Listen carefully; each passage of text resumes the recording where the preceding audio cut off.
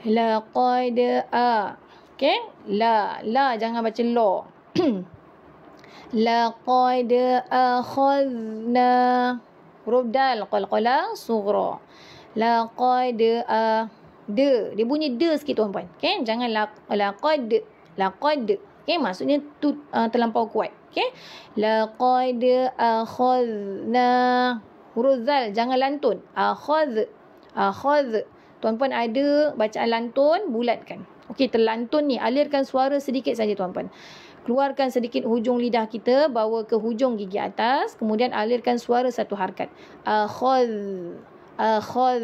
Okey, tuan-puan kena cuba, jangan lantun. Akhadna. Itulah lantun dah. Kita boleh dengar balik lantunan kita. Jadi maknanya bacaan tu salah. Huruf tu salah kerana huruf zal tidak ada lantunan. Laqad akhadna